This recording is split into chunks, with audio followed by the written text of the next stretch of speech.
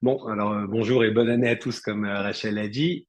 Je vais juste préciser que là, on va parler vraiment des avantages fiscaux et vraiment des démarches à faire pour les personnes qui ont prévisionné une ALIA prochaine ou personnes qui viennent de faire leur ALIA. Il y a juste un sujet qu'on va pas traiter, on le fera dans un autre webinaire, ça sera l'immobilier, parce que l'immobilier nécessite un webinaire à part vraiment par rapport aux taxes d'acquisition, au loyer, aux revenus, Airbnb, le location longue durée, courte durée, longue durée. Donc là, vraiment, on va parler dès le commencement. Alors, à partir du moment où une personne, on ne le répète jamais assez, hein, mais une personne qui a fait son ALIA, le fait qu'elle ait une Teuda Tollé ne veut pas dire qu'elle est plus résidente fiscale française. Donc, je commence vraiment par le commencement. Lorsqu'on fait notre ALIA, il faut bien faire attention d'avoir fait la procédure de déconnexion fiscale de France, c'est-à-dire d'informer la France comme quoi on ne sera plus résident fiscal français à compter de telle et telle date et faire l'ALIA après. Et même si une personne, elle a fait son ALIA mais elle ne s'est toujours pas déconnectée de France, il faut qu'elle sache qu'elle est toujours considérée comme résidente fiscale française. Alors même si on a obtenu le papier de la Théodate, on a la Théodate Olé, on a le passeport bleu, on est content, etc. Et on a fait plus de 183 jours en Israël, Georges David ne le répète aussi jamais assez, on est toujours considéré comme résident fiscal français. Et les répercussions, c'est que la prescription ne commence pas, on est toujours comme résident fiscal français. La France a un droit de regard à n'importe quel moment, puisque la personne se déclare toujours comme résident fiscal français. Donc là, vraiment, la procédure, même si vous ne l'avez pas faite et que vous êtes quand même venu en Israël, c'est quelque chose qu'il ne faut pas délaisser. C'est un sujet qu'il faut s'en occuper. Donc, il faut contacter Maître Benayoun à ce sujet. Il faut d'abord se déconnecter fiscalement. Donc là, moi, je pars du principe que vous avez déjà fait votre procédure de déconnexion fiscale du territoire français, vous avez vérifié est-ce que vous êtes sujet à l'exit tax ou non, que vous vous êtes complètement déconnecté de France et qu'à partir de ce moment-là, vous êtes dans le centre des non-résidents français, résidents à l'étranger, donc on n'est plus considéré comme résident fiscal français d'un point de vue fiscal. Vous pouvez toujours garder votre citoyenneté. D'ailleurs, j'ai eu une consultation avec, il n'y a pas très longtemps avec d'ailleurs quelqu'un du webinaire, si je ne me trompe pas. Il faut bien faire la distinction entre la nationalité, vous gardez toujours votre nationalité française, bien entendu, mais c'est juste la résidence fiscale. Donc, à compter, à partir du moment où vous êtes déconnecté fiscalement de France, vous avez fait votre ALIA.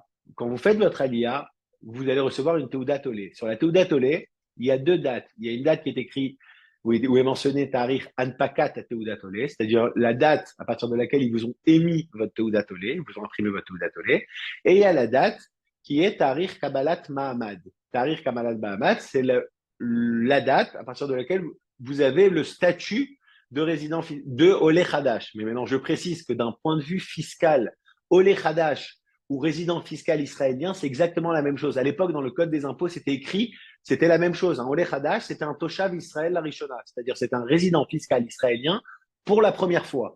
Donc, le fait qu'en 2014, il y a eu une très grosse vague d'Aliyah et que les personnes sont devenues Olé Khadash, bien qu'ils étaient toujours résidents fiscaux français, ça fait un petit problème par rapport à la loi. Mais lorsqu'on dit Olé Khadash, c'est un nouvel immigrant israélien. Et en principe, si on va vraiment, même selon la loi de citoyenneté, on ne peut pas être citoyen israélien si on ne compte pas résider en Israël. Et vous pouvez vérifier, même avec les personnes qui ont obtenu une Teudat Zéhout tout en continuant à rester vivre en France, ces personnes-là, lorsqu'ils ont fait leur procédure d'Aliyah et qu'ils sont partis à l'agence juive, ils ont été obligés de dire qu'ils comptaient vraiment faire leur Aliyah. Parce que sinon, selon la loi de citoyenneté, c'est Chok HaEzrachut en Israël, chaque personne de confession juive a le droit d'obtenir une nationalité israélienne seulement si elle compte résider dans le pays.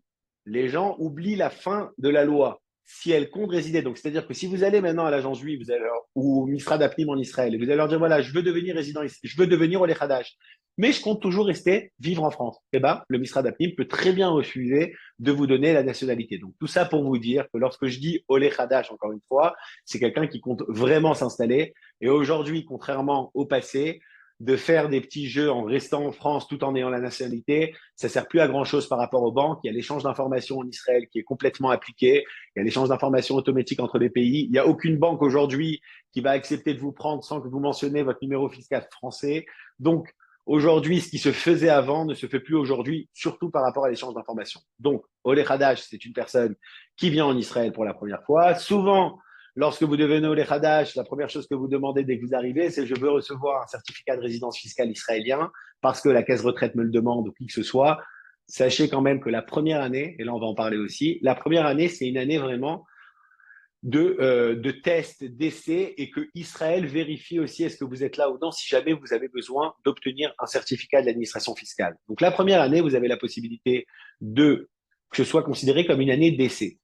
Ça veut dire quoi une année d'essai? Ça veut dire que vous obtenez la nationalité israélienne, vous obtenez la Teudat Olé israélienne, vous recevez les aides de l'agence juive, mais que vous soumettez un document à l'administration fiscale israélienne dans les 90 jours de votre alia. Toutes les personnes qui m'écoutent ou qui vont me réécouter après et qui sont après les 90 jours de l'alia, on ne peut rien faire. Autant la date d'alia, on peut la décaler dans certains cas, mais concernant la Shnat Istaglut, c'est-à-dire l'année d'adaptation en Israël, c'est quelque chose on ne peut rien faire là-dessus. Maintenant, à quoi ça nous sert une Shnat Istaglut? Une Shnat Istaglut, c'est il y a beaucoup de personnes qui viennent en Israël, ils ne savent pas est-ce qu'ils vont vraiment rester ou pas, ou des personnes des fois testent, tâtent un peu le terrain, mais ils vont revenir dans 2, 3 ans. Le problème de ces personnes-là, c'est que s'ils viennent en Israël et qu'ils tâtent le terrain, comme je vous l'ai dit, qu'ils quittent, qu'ils repartent en France, mais qu'ils reviennent 3 ans après, ces personnes ont perdu les 10 ans d'exonération. Pourquoi? Parce que les 10 ans d'exonération, elles s'appliquent aux personnes qui, dès qu'ils viennent en Israël, comme j'ai dit tout à l'heure, Tariq Kabbalat Mahamad, on ouvre la Teudat Olé, on voit quand est-ce que cette personne a fait son alia, on compte, il a fait son alia le 1er janvier 2025, automatiquement, il a jusqu'au 1er janvier 2035 une exonération d'impôts et de déclaration d'impôts sur tous les revenus qu'il génère en dehors du territoire israélien. Maintenant, une autre personne qui peut également bénéficier de ces avantages fiscaux, à part le Olé Hadash, il y a également le Toshaf Roser Vatik. Le Toshaf Roser Vatik, c'est un ancien résident de retour, mais un ancien, parce que Vatik en hébreu, c'est un vétéran. C'est-à-dire qu'une personne qui était en Israël, qui s'est exilée du territoire israélien pour une période de plus de 10 ans et qui est revenue après en Israël. Donc une personne qui a quitté en 2010, par exemple, qui a complètement quitté le territoire israélien, qui est parti vivre en France de 2010 jusqu'à 2025 et qui revient en Israël, eh ben, cette personne s'appellera Toshav Roser Vatik. Et je le précise par rapport à l'administration fiscale parce que au Misrad Apnim et au Misrad Aliyah, ils ne font pas la distinction entre Toshav Roser et Toshav Roser Vatik. Souvent, ils mettent un Toshav Roser, même une personne qui est Toshav Roser Vatik. Mais il faut savoir qu'un Toshav Roser Vatik, c'est-à-dire un ancien résident de retour, qui s'est absenté, qui s'est exilé plus de 10 ans du territoire, il aura exactement les mêmes avantages, fiscaux qu'un Olé Hadash. Donc, lorsque je dis Olé Hadash, c'est également un Toshav Roser Vatik. Maintenant, pour justement, par rapport au Toshav Roser Vatik, là, la loi de Istaglut, d'essai, elle peut être sympa. Pourquoi? Parce qu'une personne qui est venue en Israël, mais qui était, on va dire, dans les 10 ans, c'est-à-dire qu'il s'est absenté il y a moins de 10 ans du territoire, et qu'il est revenu en Israël, mais qu'en fin de compte, il décide de revenir que dans 2, 3 ans, et ben l'année où il est venu en Israël et il a fait la Shnat Istaglut, c'est-à-dire une année d'adaptation, il a fait une année d'essai en Israël, cette année-là ne sera pas considérée comme le début de sa Aliyah. Donc, c'est-à-dire quand il reviendra, s'il décide après de rester, eh ben, très bien, la première année sera considérée comme une année, il lui restera 9 ans. Mais si jamais il décide de quitter Israël, eh ben, cette année ne sera pas considérée. Donc, lorsqu'il reviendra, on ne comptera pas comme si qu'il était 2, 3 ans en Israël, mais là, le compte à rebours se remettra à zéro. Donc, la Bakashat Shnat Istaglut, l'année d'essai, c'est quelque chose qui vraiment certaines personnes sont concernées, surtout les personnes qui ont fait leur alia, qui souhaitent faire leur alia, mais qui n'ont pas dépassé 90 jours depuis la date de l'alia. Donc, toutes les personnes que ça fait plus d'un an qui ont déjà fait leur taux d'atelier, là, on ne peut rien faire là-dessus. Donc, ça ne s'applique uniquement aux ceux qui prévisionnent une alia. On ne peut rien à la faire parce que quoi qu'il se passe, la première année, quoi qu'il se passe, même lorsqu'on demande un certificat de résidence fiscale à Israël, par exemple, pas beaucoup de personnes, 99% des personnes qui font leur alia et qui me contactent, ils me demandent, écoute, j'ai besoin d'un certificat de résidence fiscale, la caisse retraite me demande un certificat de résidence fiscale. Pourquoi? Comme vous le savez, les caisses retraites françaises, à partir du moment où vous n'êtes plus résident fiscal français, ne peuvent plus vous imposer à la source sur votre retraite. C'est-à-dire, ils ne peuvent plus, je parle bien entendu des retraites qui proviennent du secteur privé et pas du secteur public. Les retraites qui proviennent du secteur public, comme par exemple les anciens de l'éducation nationale ou quelque chose comme ça, ces personnes-là, la retraite sera, quoi qu'il se passe, imposée à la source en France, même si vous devenez résident israélien. La seule façon de ne plus être imposé, il faut renoncer à la nationalité française, c'est très compliqué. Mais quand même, on va parler pour la plupart des personnes. La plupart des personnes perçoivent une retraite qui provient du secteur privé. Les retraites qui proviennent du secteur privé sont imposées à la source en France, à moins que vous ne soyez plus résident fisco-français. Et pour leur prouver que vous n'êtes plus résident fisco-français, ils vous demandent, ça dépend. Soit ils vous le demandent votre nouvelle adresse postale, donc vous leur donnez uniquement votre adresse postale israélienne, soit ils vous demandent un certificat de résidence fiscale ou un CERFA 5001, ça s'appelle. Ils vous demandent un certificat de résidence fiscale comme quoi vous n'êtes plus considéré, comme quoi vous êtes résident fiscal israélien. Le problème, c'est qu'un certificat de résidence fiscale, pour donner un certificat de résidence fiscale, il faut prouver qu'on a passé plus de 183 jours par an en Israël ou 425 jours sur les 3 dernières années avec un minimum de 30 jours pour l'année en cours, ou dans certains cas, c'est un peu plus délicat, c'est on peut prouver qu'on a un centre de vie en Israël, même si on n'a pas passé les jours requis par l'administration fiscale.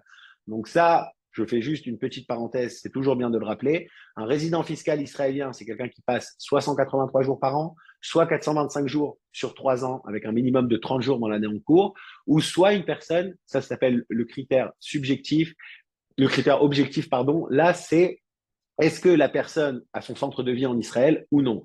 Si elle a son centre de vie en Israël et qu'elle n'a pas passé le nombre de jours, c'est comme les personnes qui s'absentent, qui voyagent un peu partout dans le monde, mais qui prouvent que leur centre de vie est en Israël. Alors ces personnes pourront également obtenir un certificat de résidence fiscale. Mais quand même, pour revenir à nos moutons, pour donner un certificat de résidence fiscale, l'administration fiscale a besoin de voir que vous avez passé du temps. Maintenant, on ne peut pas voir day one, dès le premier jour, à compter du 1er janvier 2025, parce que les personnes qui ont fait leur allié en janvier 2025 et qui me demandent un certificat de résidence fiscale, c'est impossible de leur fournir puisque l'administration fiscale ne sait pas est-ce qu'ils vont vraiment être là ou non. Donc, ils vont dire très bien, attends, on va voir cette année si la personne est là. Si elle est là, on viendra avec le nombre des entrées et sorties du territoire israélien. On va prouver que la personne a passé 183 jours en Israël.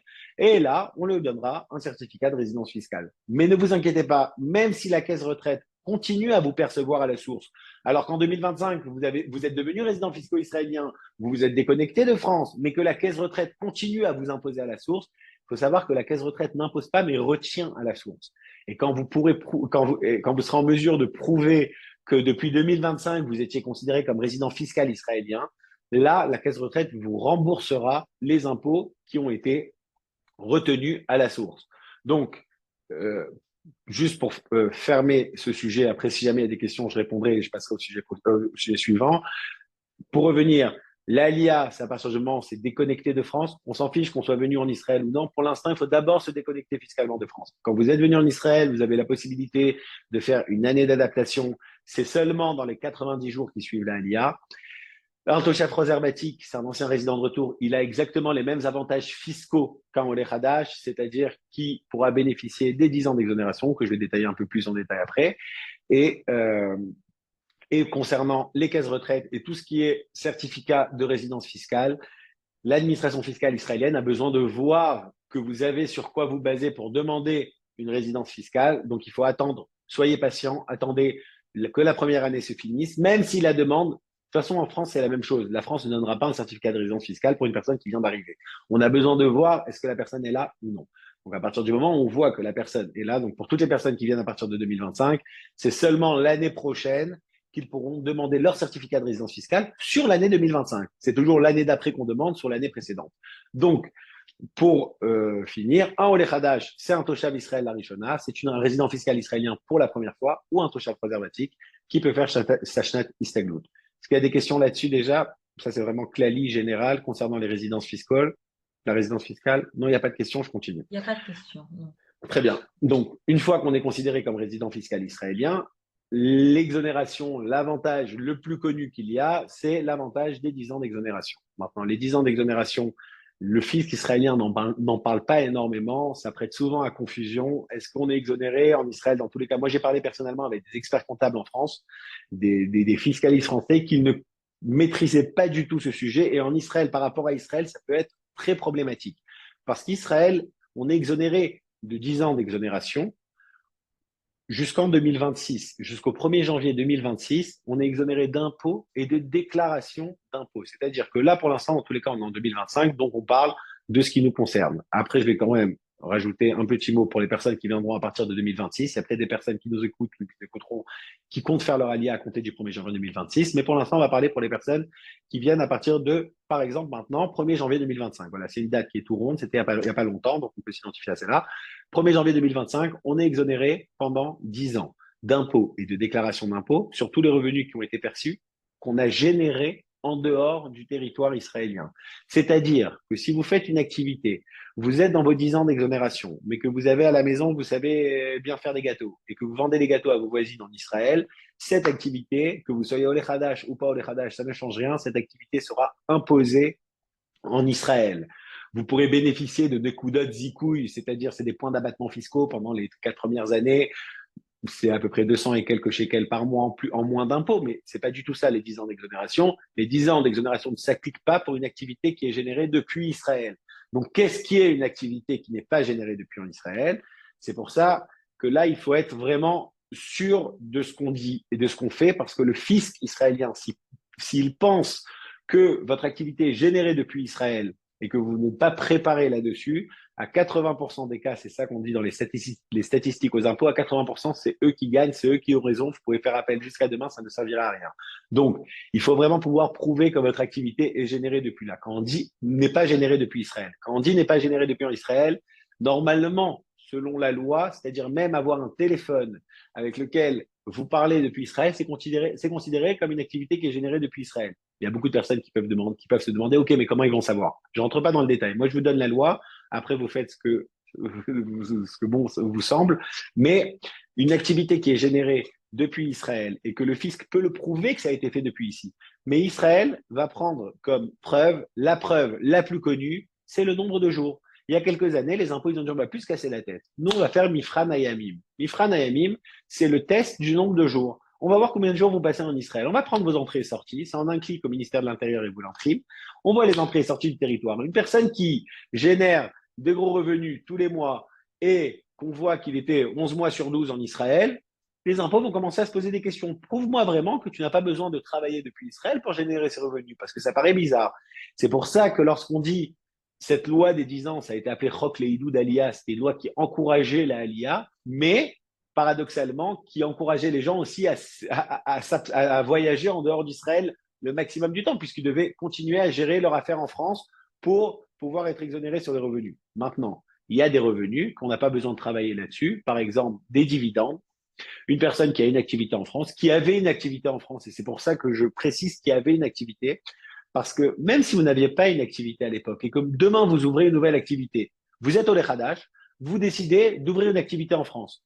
Vous pouvez quand même continuer à bénéficier des 10 ans d'exonération, même si cette activité s'est faite après votre alia. Ça, il n'y a pas beaucoup de personnes qui le savent. Même si on fait une activité après la date d'alia, on peut continuer à être exonéré, mais on revient toujours à la même question. Est-ce qu'on a besoin de travailler ou est-ce que cette activité est générée depuis Israël?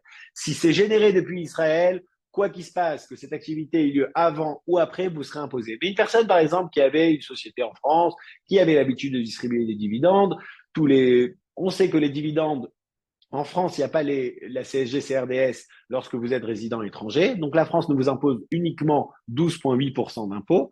En Israël, l'impôt sur les dividendes est à 30%. Donc, normalement, on est censé compléter 17,2%. Mais comme vous êtes dans les 10 ans d'ALIA et que c'est une activité qui a été générée en dehors d'Israël, eh ben, vous serez exonéré. Vous n'avez pas besoin de compléter ces 17,2 en Israël pendant les 10 premières années d'ALIA.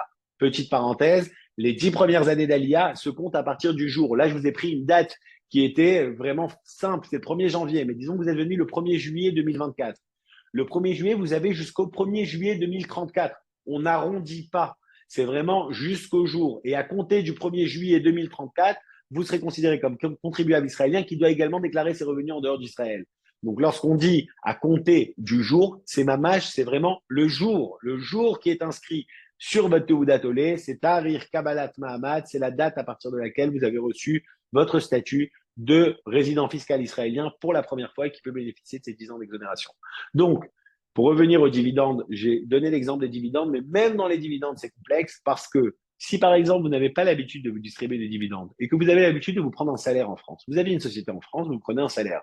Maintenant, vous faites votre alia, vous dites, écoutez, moi, je ne vais pas me casser la tête, il y a ces 10 ans d'exonération, mon salaire, je vais le passer en dividende en France, comme ça, je peux être exonéré sur les 17,2 complémentaires et que je n'ai pas besoin de compléter en Israël. Là, il faut faire attention que Israël, si elle vous contrôle et qu'elle veut vérifier qu'est-ce qui se passe, ils peuvent très bien dire, écoutez, ces dividendes en fait que vous tirez de France, c'est pas des dividendes, c'est un salaire. Mais le salaire, à partir d'où la personne travaille? Maintenant qu'il est israélien, il travaille depuis Israël, il habite en Israël. Donc ce dividende, je le requalifie en tant que salaire d'un Israélien qui a généré son salaire depuis Israël. Et là, on a imposé en fonction du taux marginal d'impôt pour un salarié, on peut monter jusqu'à 50% d'impôt. Alors, chose qui était à zéro peut arriver à 50% d'impôt. Il y a eu des jurisprudences là-dessus, c'est quelque chose qu'il faut faire attention. Si votre situation est un peu délicate, c'est bien d'être équipé quand même d'une légale opinion ou d'un ruling dans certains cas, mais allez vérifier, prenez l'avis d'un expert à ce sujet-là, parce que dans certains cas, et surtout ces dernières années, c'est quelque chose qui est devenu très complexe, surtout depuis l'échange d'informations. Israël a beaucoup plus de facilité d'avoir des informations. La France a beaucoup plus de facilité également d'avoir des informations d'Israël, mais c'est des deux côtés. Donc, il faut faire attention. Donc, pour revenir à notre histoire de 10 ans, les 10 ans, c'est vraiment, vous prenez des royalties d'une société, vous n'avez pas besoin de travailler là-dessus, ou même si vous avez besoin de travailler, mais que vous vous absentez, on peut prouver que une personne est partie 3, 4 mois, il part par exemple 10 jours par mois. OK, donc c'est 10 jours par mois qu'il est parti. S'il peut justifier que c'est 10 jours par mois qu'il est parti en dehors d'Israël, on réussit à lui rapporter la totalité de son chiffre d'affaires, c'est très bien.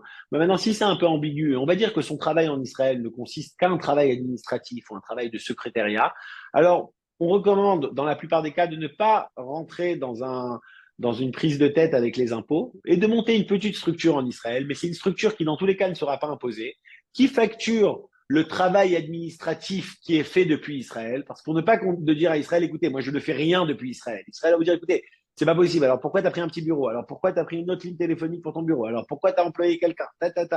Pour ne pas rentrer dans des complications. Et en sachant que le Olé Hadash, son taux d'imposition commence à zéro parce qu'on ne voit pas ses revenus qu'il a touchés en dehors d'Israël. Excusez-moi, il y a quelqu'un qui a son micro allumé. Donc, étant donné qu'on ne voit que son taux commence à zéro, c'est-à-dire une personne qui facture par exemple un travail de secrétariat depuis Israël ou un travail administratif, combien ça coûte un travail de secrétariat, par exemple 2000 euros par mois, il suffit qu'il soit marié ou qu'il a des enfants, ces 2000 euros par mois ne seront pas imposés quoi qu'il se passe. Donc des fois, mieux vaut monter quand même un petit OSEC ou une petite société, facturer la France pour le travail administratif qui est fait depuis Israël. Si jamais votre situation peut porter à confusion, les impôts pourront vous dire, écoutez, c'est possible que vous travaillez depuis Israël. Alors, si en plus votre travail ne consiste pas à faire vraiment quelque chose de conséquent par rapport au chiffre d'affaires que vous percevez, vous pouvez très bien monter une petite structure, dispatcher votre chiffre d'affaires, facturer 2000, 2500 euros par mois, ou même un peu plus si votre femme ne travaille pas, vous pouvez toujours la salarier, qu'elle vous aide un petit peu, etc. Et si vous avez des enfants de moins de 18 ans et de moins de 5 ans, tout ça, c'est des points d'abattement fiscaux, vous ne payerez pas d'impôts. Mais ça nous permettra de soulager le fisc israélien. D'un côté, ils ont vu qu'on a facturé, donc on a facturé, voilà, on n'a pas essayé de complètement utiliser l'exonération de 10 ans. D'un autre côté, cette facture ne vous a pas imposé, puisque vous restez sous le seuil d'imposition. Et ça, c'est vraiment un conseil aujourd'hui qui est donné par quasiment tous les avocats fiscalistes, tous les experts comptables israéliens vont vous conseiller aujourd'hui que si vous voyagez pas beaucoup, de monter une petite structure. Maintenant, l'avantage de la structure, même des fois, on n'est pas obligé de monter une petite, on peut même monter une grande structure. Si vous voyagez pas mal, si vous voyagez beaucoup, de monter une structure en Israël va vous permettre, d'un, de dégager un peu le chiffre d'affaires de France, de deux, d'être exonéré sur le jour que vous passez en l'étranger. Parce qu'il faut savoir quelque chose, que lorsque vous avez une structure en Israël, mais que vous voyagez, le chiffre d'affaires que vous avez perçu. Par exemple, une personne, elle a, dans sa boîte israélienne, 100 000 euros de chiffre d'affaires par an. Et les 100 000 euros, il a facturé la France, donc il a 100 000 euros qui est censé être imposé selon la loi israélienne. Maintenant, si cette personne voyage en dehors d'Israël pour son travail, les jours qu'il voyage pourront être déduits de son chiffre d'affaires. C'est-à-dire que si une personne, par exemple, comme je l'ai dit tout à l'heure, a perçu 100 000 euros de chiffre d'affaires, mais qu'elle a voyagé à la fin de l'année 2 mois par an, son chiffre d'affaires, ça sera plus 100 000 euros. Ça sera 100 000 fois 10 sur 12. On va enlever les 2 mois de voyage pour le travail, bien entendu. On va enlever les 2 mois de voyage. Donc, son chiffre d'affaires va automatiquement être réduit. On n'a rien besoin là-dessus. C'est votre comptable automatiquement à partir des jours, des entrées et sorties que vous allez nous fournir. Il pourra vous déduire d'un, les frais de voyage et de deux, surtout, neutraliser de votre chiffre d'affaires les déplacements à l'étranger. Donc, la loi de 10 ans peut être avantageuse même pour les personnes qui travaillent depuis Israël pour la France, mais qui ont quand même besoin de se déplacer. Dans tous les cas, l'impôt en France n'est pas moins cher que l'impôt en Israël, il est même plus élevé qu'en Israël. la TVA est un petit peu montée là ces derniers temps, elle est à 18, mais quand même, la TVA, dans tous les cas, il n'y a pas de TVA entre les pays. Lorsqu'on facture à l'étranger, il n'y a pas de TVA. Donc la question de la TVA ne rentre même pas en question. L'impôt société est moins cher. L'impôt sur le dividende, c'est le même. Mais déjà, avant d'opter pour une distribution de dividendes en France à 12,8 et d'être content, voilà, j'ai payé que 12,8 et j'ai pas besoin de compléter les 17,2, des fois, il y a des optimisations qui sont à faire, même avant d'arriver au stade à la case dividende. C'est-à-dire avant même de payer l'impôt société français à 25%, des fois, mieux vaut facturer depuis une structure israélienne, neutraliser les jours que vous passez à l'étranger et déduire. Et à la fin, vous allez voir que vous allez payer moins cher que ce que vous aurez payé comme impôt en France. Et les Français, on a remarqué, enfin chez les experts comptables, on a remarqué souvent que les Français prennent pour acquis, OK, on a payé les impôts, il y a les impôts, bon, on va commencer l'optimisation après la case impôt. Mais non, souvent l'optimisation, elle peut être même avant l'impôt société, parce que normalement on se dit, bon, l'impôt société, c'est l'impôt société, il n'y a rien à faire. Mais non, il y a beaucoup, même les charges sociales sont plus élevées après là-bas lorsque vous avez des salaires à faire. Donc souvent, on va dire une règle comme ça, on va dire que jusqu'à 500 et quelques mille shekels déjà de chiffre d'affaires par an, mieux vaut les dégager de France et facturé depuis Israël, vous allez voir que quoi qu'il se passe, vous allez payer moins d'impôts en Israël, même en ayant une structure en Israël, même en payant les honoraires d'une structure en Israël, vous allez quand même payer moins d'impôts que ce que vous aurez payé en France sur ces 500 et quelques mille shekels, par exemple. Après, bien sûr, il faudra vérifier en fonction du nombre de voyages que vous faites, en fonction des salariés, est-ce que vous avez des salariés dans la famille, est-ce que vous avez des salariés, etc. Mais quand même, ne prenez pas pour acquis l'impôt société français. Il y a des optimisations à faire quoi qu'il se passe. Mais l'optimisation globale, parce que là on parle des avantages fiscaux des 10 ans, c'est que les 10 ans d'exonération pourront être neutralisés de votre chiffre d'affaires et que les 10 ans concernent uniquement les revenus qu'on a générés en dehors d'Israël. Ne venez pas en Israël et faites attention. Il y a des gens qui vont me dire, OK, mais comment on va savoir? Eh ben, c'est très simple quand ils vont savoir. Souvent, vous faites du virement parce qu'il faut bien vivre en Israël. Comment vous allez vivre? Soit les personnes continuent à vivre sur leur carte bleue française, mais ça, c'est pas top.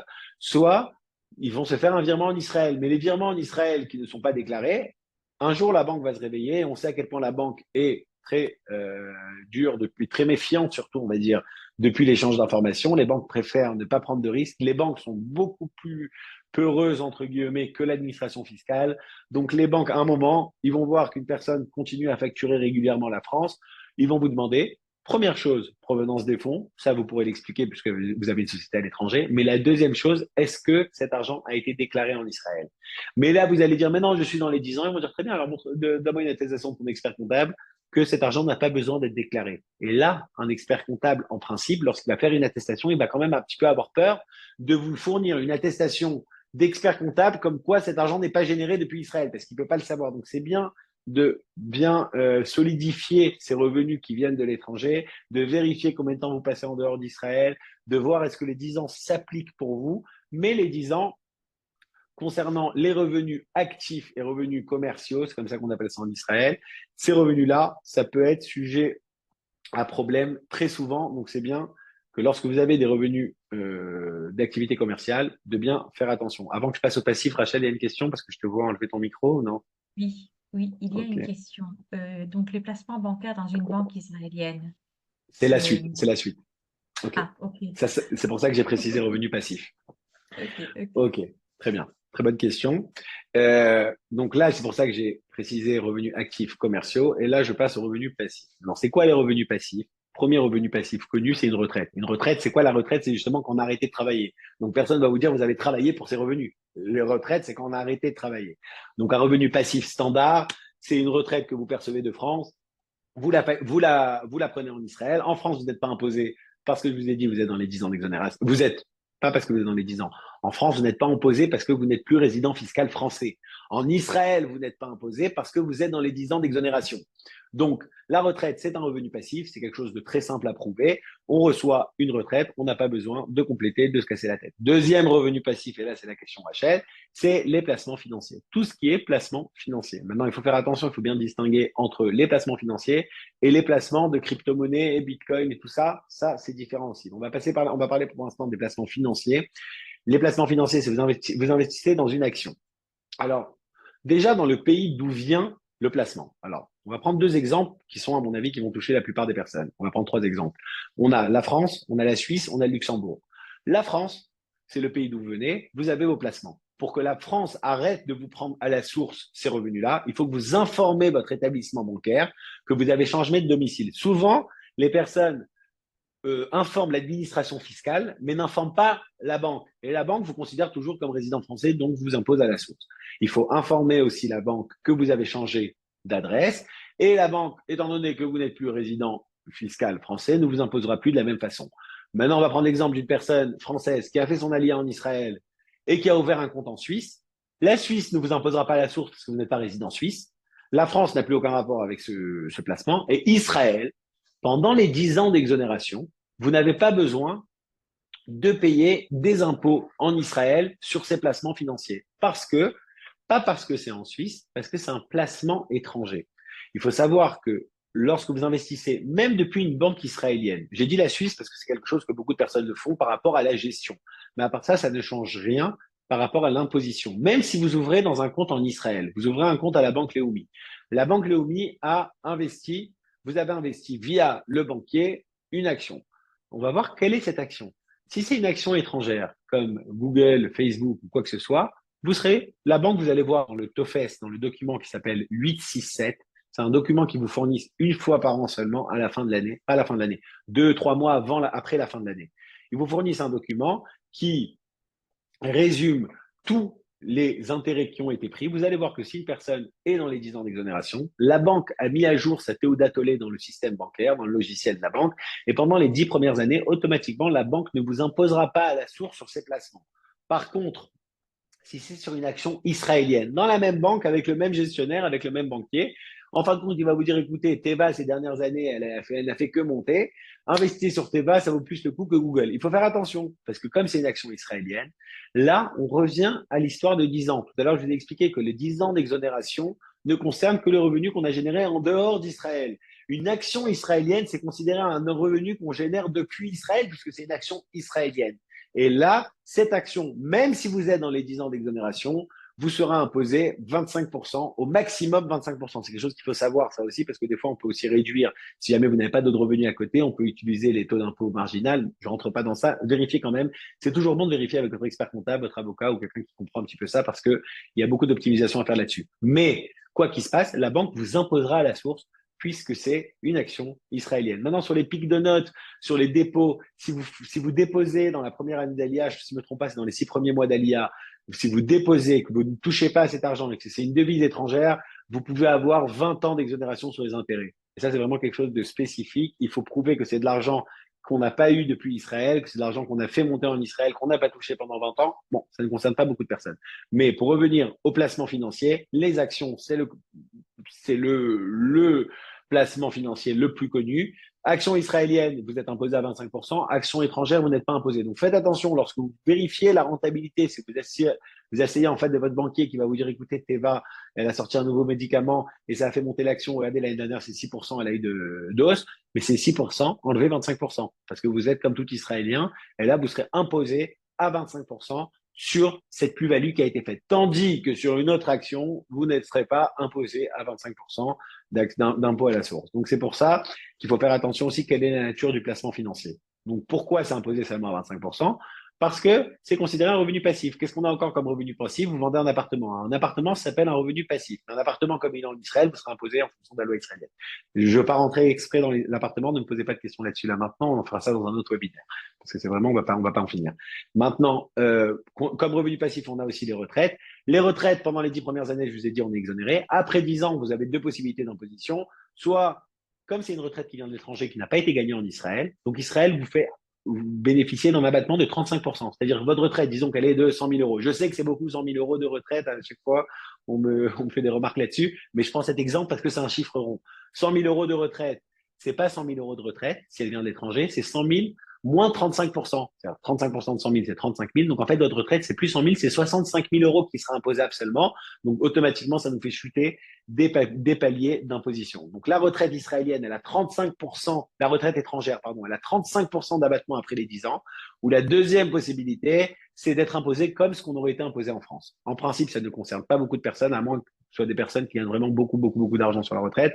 Mais en principe, donc les deux systèmes d'imposition sur la retraite, c'est soit votre retraite moins 35% d'abattement, et sur ça, on applique l'imposition israélienne après les 10 ans, bien entendu, soit ce qu'on aurait été imposé en France. Et là, on vérifie combien vous aurez été imposé en France cette retraite. Et on dit au fisc israélien, écoutez, je vais être imposé de la même façon. Et ils acceptent. C'est une des deux façons qui est permise. Il y a des questions? Pas de Il n'y a questions. pas d'autre question qui est arrivée. C'est soit c'est pas clair du tout, soit c'est très clair. Donc, Non, c'est très clair, c'est ok, trop clair. ok.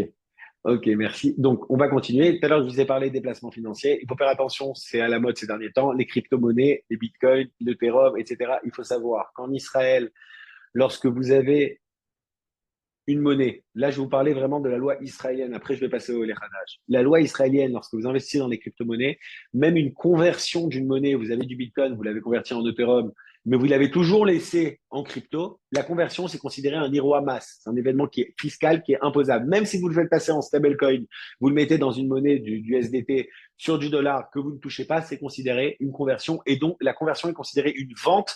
Et là, vous êtes obligé de tracer chaque vente qu'il y a eu durant l'année. Il y a des sociétés en Israël, des très grosses sociétés d'ailleurs, qui ont explosé depuis, qui s'occupent de ça. C'est-à-dire qu'elles vous demandent votre portefeuille digital de crypto-monnaie, elle vérifie, elle retrace toutes les transactions qu'il y a eu et elle va vous donner à la fin votre solde imposable. Maintenant, qu'en est-il du Oleh Hadash? Alors, le Oleh Hadash, par rapport au Bitcoin, c'est quelque chose, c'est un sujet qui est très, très, très sensible.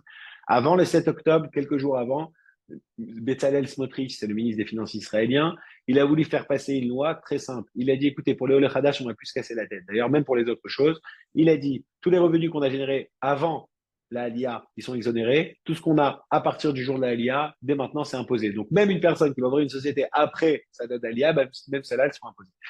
C'est pas passé à cause du 7 octobre, mais quand même, les impôts, il faut savoir qu'ils n'ont pas de position qui est très claire là-dessus et qui peuvent imposer. Il faut savoir que les impôts en Israël, il y a une différence entre les banques et les impôts. Les banques, elles ne veulent rien.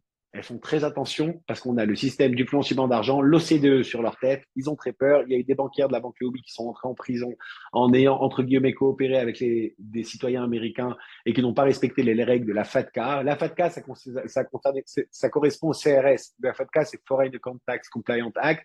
C'est l'échange d'informations pour les résidents américains étrangers. Et vous pouvez le voir dans chaque banque. Lorsque vous ouvrez un compte en banque, il faut que vous notez, vous mentionnez, que vous cochez que vous n'êtes pas résident ou citoyen américain, parce qu'un citoyen américain doit déclarer aussi à l'étranger. Mais suite à la FATCA, il y a eu aussi le CRS. CRS, c'est le Command Reporting Standard. C'est pour l'Europe. Ils ont appliqué exactement la même chose. Donc aujourd'hui, les banques font très attention là-dessus. Ils vérifient quelle est votre résidence. On va dire qu'ils vont faire des excès de zèle. Nous, notre cabinet, personnellement, on avait attaqué la Banque d'Israël et 17 banques à la Cour suprême il y a quelques années sur une mauvaise application de l'échange. Mais c'est quelque chose qui se fait vraiment en fonction de la tête du client et en fonction du banquier. Donc il faut faire attention. Les banques aujourd'hui en Israël n'aiment pas recevoir des crypto-monnaies. Ils ont été obligés il y a 2 ans, d'ailleurs j'avais parlé, je me suis interviewé à 2, 3 fois dans d'autres plateformes, les banques israéliennes sont obligées, normalement, selon la Banque d'Israël, les banques israéliennes sont obligées de déclarer, d'accepter de l'argent des crypto-monnaies si la personne est en mesure de prouver la traçabilité des fonds. C'est-à-dire qu'on lui montre, voilà, par exemple, j'ai acheté avec mon salaire un portefeuille de la crypto, voilà, c'est cette crypto. Aujourd'hui, ils n'acceptent pas. Si vous n'avez pas beaucoup d'argent à faire entrer à la banque et que vous n'avez pas besoin d'être suivi et les honoraires vont vous coûter très cher, c'est très, très, très compliqué. Et c'est tellement compliqué à un moment, tu arrivé à un problème. Les impôts, ils ont dit, écoutez, on n'arrive pas à recevoir. La banque n'accepte pas l'argent. Donc, comment les personnes vont payer les impôts là-dessus? Si la banque n'accepte pas, les impôts se disent, ils pensent à eux, ils vont dire, non, on ne pourra pas recevoir. Donc, la banque, les impôts ont ouvert un compte en crypto. Il y a une possibilité de payer les impôts directement de votre plateforme de Binance. Vous envoyez sur le compte crypto des impôts. Pour vous dire que même si vous n'arrivez pas à recevoir l'argent en Israël, mais aujourd'hui, les impôts, on va dire que leur prochaine, d'ailleurs, c'était le nouveau directeur des impôts, Shai Aronovitch, avait dit que d'ailleurs c'était une de ses missions, à part la régularisation spontanée qu'il voulait remettre à la mode, c'était surtout les cryptos. Il y a beaucoup d'argent dans les crypto-monnaies. Donc, les Olim Hadashim, ne vous dites pas, écoutez, ça c'est des cryptos, parce que les impôts peuvent considérer que les cryptos, c'est pas comme une action standard. Une action standard, vous allez investir sur Google, sur quoi que ce soit. Avant, vous allez faire 2, 3 mois, vous allez mis Tesla, vous allez voir dans 3 mois comment ça se passe. On va dire qu'il n'y a pas beaucoup d'activité de main-d'œuvre de votre part. Les cryptos, ça bouge beaucoup. ça bouge beaucoup, c'est une monnaie qui est beaucoup plus à risque que du dollar ou que l'euro. L'euro, il ne peut pas perdre demain 40% de sa monnaie, tandis qu'une crypto, une monnaie peut perdre. Donc les impôts ont voulu considérer ça comme une activité sorte de commerciale. Donc c'est un produit qui est imposé, même si vous avez fait votre alia et que vous êtes dans les 10 ans d'exonération. C'est pas clair là-dessus. Aujourd'hui, les Olim Hadashim font un peu ce qu'ils veulent là-dessus. On va dire que c'est pas encore super, super contrôlé. Ça va venir, mais si jamais vous voulez rapatrier cet argent ou que si la banque vous demande, prouvez-moi que vous avez payé des impôts là-dessus ou quoi que ce soit, ça, c'est quelque chose qui est encore vraiment très délicat. Mais c'est pas comme une action. Une action, donc ce que font les personnes, en principe, il y a beaucoup de personnes qui vendent, on va dire, leur portefeuille ou qui le laissent sans trop d'activité après. Parce que si vous faites beaucoup d'activités, tout le problème, quand est-ce qu'il vient le problème? Si vous avez un portefeuille, vous avez des actions avant que vous ayez fait votre alia, très bien, vous avez laissé dans une crypto-monnaie, vous avez du Bitcoin, il n'y a aucun problème, vous avez fait votre alia, le Bitcoin il est monté, vous avez vendu, ok, ça on est dans les 10 ans, il n'y a pas de problème. Le problème commence à venir si vous commencez à convertir votre monnaie. Vous avez du Bitcoin, comme j'ai dit tout à l'heure, vous l'avez transféré en Ethereum. Cette conversion, là, Israël peut vous dire, attendez, vous l'avez fait depuis ici, c'est quelque chose qui se fait depuis ici, donc là, je veux imposer sur cette conversion. Les crypto-monnaies, c'est très compliqué.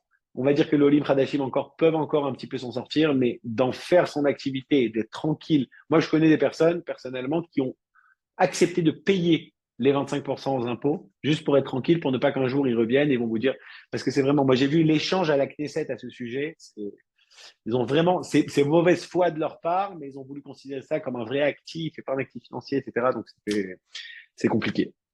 Donc pour revenir, les 10 ans d'exonération, on a parlé des activités, des actifs qui sont commerciaux, comme des revenus, vos revenus. Maintenant, il y a quelque chose dont je veux en parler parce que ça me revient trop souvent en consultation et vraiment, c'est quelque chose qui est problématique, surtout avec l'échange d'informations, surtout avec tout ce qui se passe.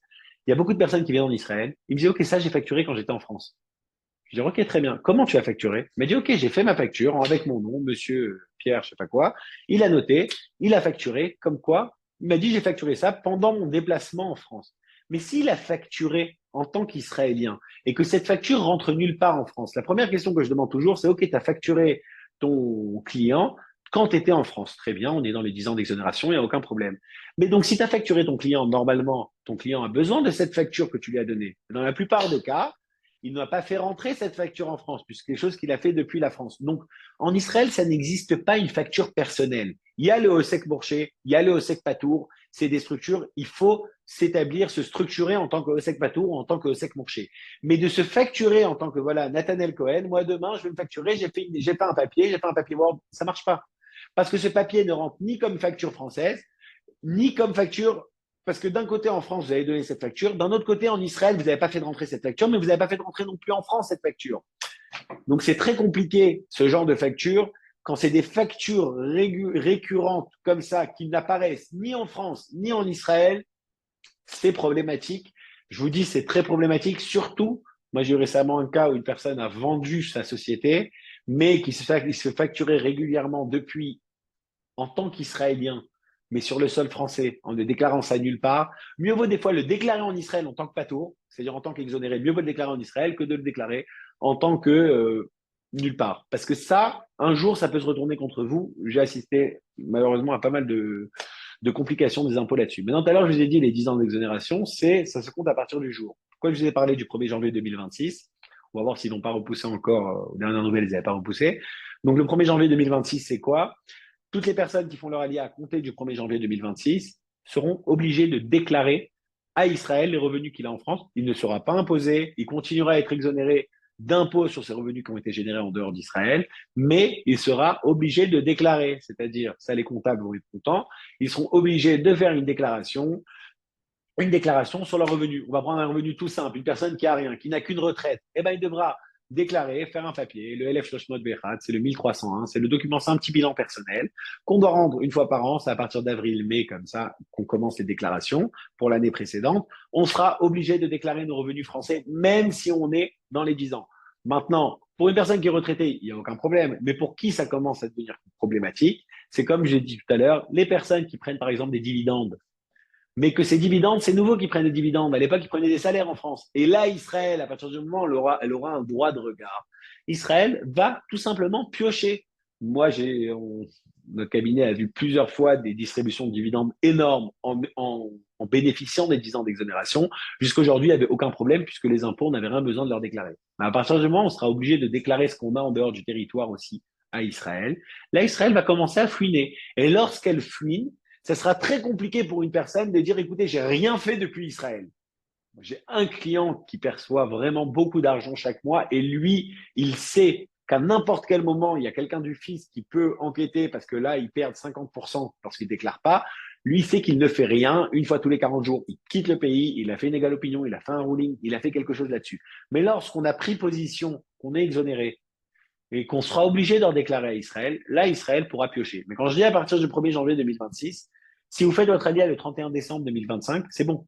Vous continuerez à avoir jusqu'au 31 décembre 2035 sans aucun problème, sans avoir besoin de déclarer. Quand on dit à compter du 1er janvier 2026, c'est pour les personnes qui viennent à partir du 1er janvier. Ne faites pas l'erreur des personnes qui me disent « Ah, alors j'ai fait en 2025, il me reste que 1 an. » Non, il te reste 10 ans. C'est seulement pour ceux qui viennent à compter du 1er janvier 2026 que eux seront obligés de déclarer ce qu'ils ont également à l'étranger pendant 10 ans. Mais une personne qui est venue même un jour avant le 1er janvier 2026, non, ça veut dire quoi être venu? Comme j'ai dit tout à l'heure, être venu, ça veut dire que sur la Teudat Olé apparaît que Tahrir, Kabbalat, Mahamad, la date à partir de laquelle vous avez reçu votre statut d'Olé Hadash, c'est le 31 décembre 2025. Là, c'est bon, on a 10 ans d'exonération de déclaration également. Mais pour les personnes qui viennent à partir du 1er janvier 2026, mais c'est pas très grave parce qu'au contraire, ça va même rassurer les banques. On va dire que eux, les personnes qui vont devoir déclarer, ça sera beaucoup plus fluide par rapport au système bancaire puisque les impôts, les banques vont, à partir du moment où c'est déclaré à Israël, il n'y a plus de problème. Tout le problème qu'on a avec cette loi des 10 ans, et c'est là qu'il y a une pression de l'OCDE sur le gouvernement israélien sous menace de blacklister Israël, c'était qu'on était obligé de faire sauter cette loi des 10 ans d'exonération de déclaration parce que c'est complètement contraire à toute cette période, cette ère des transparences fiscales, de tout ce qui se passe avec les échanges d'informations, etc. Et là, on a 10 ans où on peut ne rien déclarer ce qu'on a en dehors d'Israël. C'était une loi qui s'appelait Chok Milchen. Chok Milchen, c'est quoi? C'était un ami de Bibi, d'ailleurs dans le procès de Bibi, là c'est revenu, un ami de Bibi qui était un russe, oligarque si je me trompe pas, qui a ramené des millions en Israël. Suite à ça, ils ont fait cette loi et ils ont dit ça va être Rock Idoud Aliyah, ça va encourager l'Aliyah. En effet, ça a encouragé l'Aliyah, mais le problème, c'est que ça ne plaît pas du tout à l'OCDE et c'est là qu'Israël a été obligé de se plier aux normes. Donc, à partir du 1er janvier 2026, on sera obligé de déclarer également ce qu'on a en dehors du territoire. Avant le 1er janvier 2026, pour les personnes qui sont venues, continueront à bénéficier des 10 ans d'exonération. Donc là, si jamais vous avez la possibilité de faire votre alia et que vous savez que vous allez venir, même une personne qui compte venir par exemple le 1er juillet 2026 ou 1er juin ou 1er mai, il n'y a pas de mal à faire son alia le 1er décembre 2025, c'est pas très grave. Ça veut dire au moins ça lui enlèvera un tracas. Je vous dis pas ça pour aider à camoufler des choses. Au contraire, ça vous aidera, ça vous évitera des procédures administratives inutiles. Si vraiment en plus vous avez une retraite ou des trucs comme ça sert à rien. Donc faites votre alia mais quelques mois avant, c'est pas très grave par rapport aux 10 ans. Au moins vous avez 10 ans de tranquillité et vous n'avez pas besoin de payer des honoraires, un comptable, etc. C'est toujours mieux. Maintenant, pour les personnes qui seront obligées de déclarer, ça c'est à partir du 1er janvier 2026. Ben il y a rien à faire là-dessus. Il faudra obligé de tout déclarer.